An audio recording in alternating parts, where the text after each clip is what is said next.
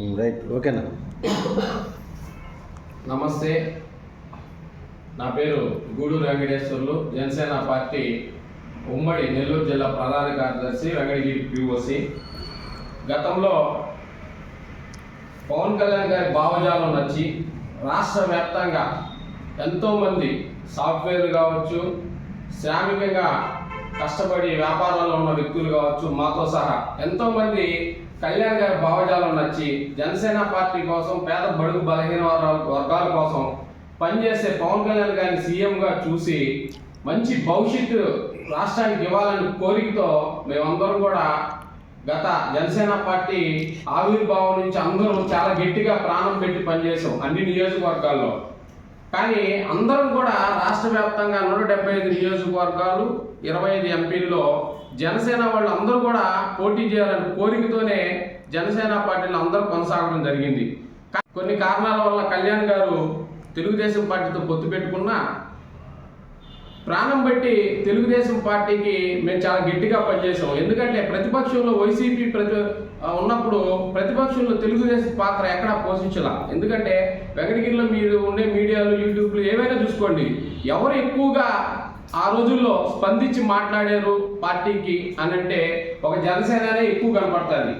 ఎందుకంటే ఆ విధంగా వైసీపీ మీద ఆ పరిపాలన వస్తే మళ్ళా రాష్ట్రం అధోగతి పాలైపోద్దని చెప్పి ఉద్దేశంతో మాకు నచ్చినా నచ్చకపోయినా మా నాయకుడు అధినాయకుడు ఒకరిని గౌరవిస్తూ, మాటను గౌరవిస్తూ మేము జనసేన పార్టీ తెలుగుదేశానికి చాలా అండగా పనిచేయడం జరిగింది.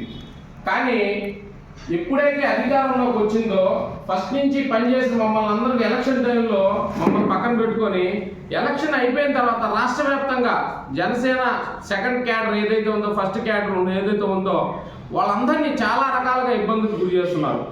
ఎందుకంటే ఒక కాళాస్త్రి విషయమే తీసుకోండి, వాళ్ళు అమెరికాలో సాఫ్ట్వేర్ జాబ్ చేసుకుంటూ పవన్ కళ్యాణ్ గారి భావజాలం నచ్చి జనసేన పార్టీలోకి వస్తే ఒక ఎమ్మెల్యే బొజ్జల సుధీర్ రెడ్డి గారు ఆ విధంగా ప్రవర్తించడం చాలా దారుణమైన విషయం. అదేవిధంగా వెంకటగిరిలో కూడా అదే పరిస్థితి. జనసేన అంటే గూడూరు వెంకటేశ్వర్లు అంటే జనసేన అనే ఇదిలో మేము కూడా టికెట్ రేస్లో ఉన్నాం. కానీ ఏదో ఏ రోజు నువ్వు ప్రతిపక్ష పాత్ర పోషించిన వాళ్ళు ఒక కమ్యూనిటీ పరంగా నీకు టికెట్ కేటాయించి ఉండొచ్చు, మేము దానికి కాదంటూలే. కానీ మా ప్రచార రథాలు మమ్మల్ని అన్ని రకాల వాడుకున్నారు తెలుగుదేశం వాళ్ళు. మాకేమన్నా పదవులు వస్తే మీలో మీకు పడటం లేదు, ఇంకొక ఆయన దగ్గర ఫోన్ చేయించండి, మీకు రాష్ట్రంలో ఉండే నాయకుల కాడి నుంచి ఫోన్ చేయించండి ఈ చెప్పటం. అదేవిధంగా ఎవరైతే యాక్టివ్గా ఉన్నాడో ఆ పర్సన్ని నిర్వీర్యం చేసేదానికి సకల విధాలుగా మా ఎమ్మెల్యే గారు అయితే మా అన్న కుటుంబ రామకృష్ణ గారు చాలా అద్భుతంగా పనిచేస్తున్నారు. ఎందుకంటే ఒక వ్యక్తిని ఏ విధంగా ఇది చేయాలి, పక్కన వాళ్ళ మాటలు వినేసి మేము కూడా ఒక పార్టీ విధానాలతో కట్టుబడి పనిచేసాం నీకోసం. ఎందుకు చెప్తున్నా అంటే ఒక బీసీగా నేను ఎంతో కష్టపడి ఒక ఉన్నత స్థాయికి రావాలని జనసేన పార్టీలో చేరి నీకోసం పనిచేస్తే ఈరోజు మమ్మల్ని అందరినీ పక్కన పారేసి గందరగోళమైన పరిస్థితి ఈరోజు రాష్ట్ర వ్యాప్తంగా జనసేన పార్టీకి ఉంది. కళ్యాణ్ గారు గమనించాలని చెప్పి నేను చెప్తున్నా.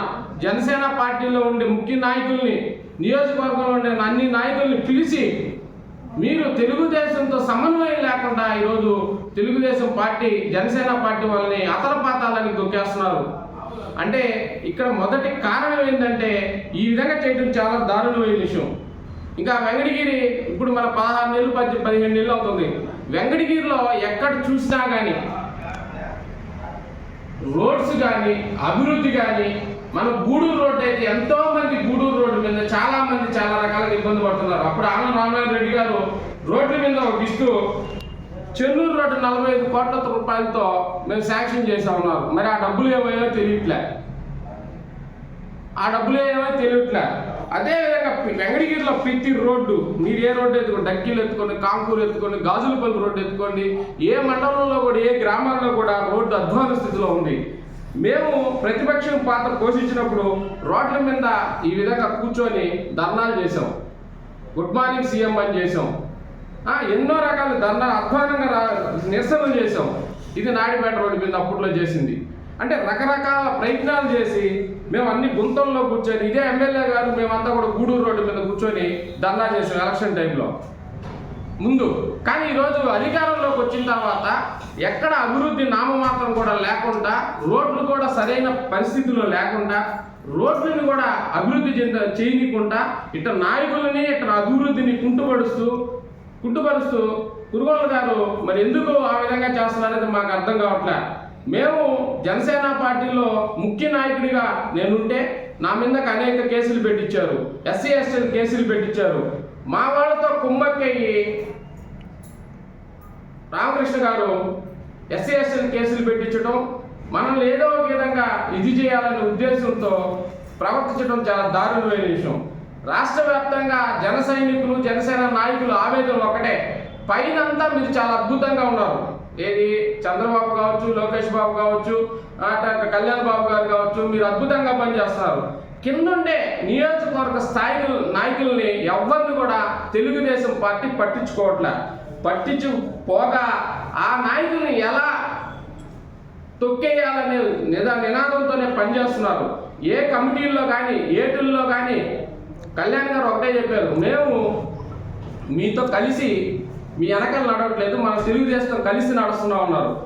మాకు ఆ రోజు చెప్పింది ఏంది, ఒక 10 నామినేట్లు ఉంటే 3 ఇవ్వాలి, కానీ కనీసం వాటిలో కూడా ఎవరికి ఇవ్వాలి, పనిచేసిన వాళ్ళకి ఇవ్వాలి. ఎవరైతే బజిల్ పరులకి, ఎవరైతే మీ డీజిల్ పట్టుకొని మీ డబ్బులతో డీజిల్ పట్టుకొని ఎలక్షన్ చేశారో వాళ్ళకి, మిమ్మల్ని ఎప్పుడైతే మిమ్మల్ని ఏ విధంగా కించిపరిచారో వాళ్ళకి మీరు పదవులు ఇస్తున్నారు. కానీ నిజంగా ప్రాణం పెట్టి పనిచేసిన జనసేన నాయకుల్ని తెలుగుదేశం పార్టీ చాలా అధ్వానంగా ప్రవర్తిస్తుంది.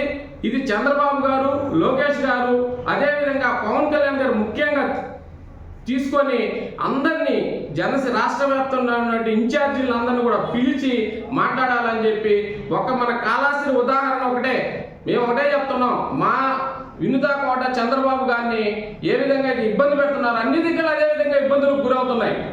కాబట్టి వినుతా కోట గారికి న్యాయం జరగాలని చెప్పి, అదేవిధంగా మా మీద ఏదైనా మేము చిన్న తప్పు చేయకపోయినా కానీ సృష్టించి సోకాసు నోటీసులు ఇప్పించే మహానుభావులు చెప్తున్నా, మీరు ఇటువంటి సుధీర్ రెడ్డి అటువంటి నాయకుడిని మీరు కూడా తెలుగుదేశం పార్టీ నుంచి సస్పెండ్ చేయాలని చెప్పి జనసేన పార్టీ తరఫున నేను డిమాండ్ చేస్తూ, జై జనసేన, జై హింద్.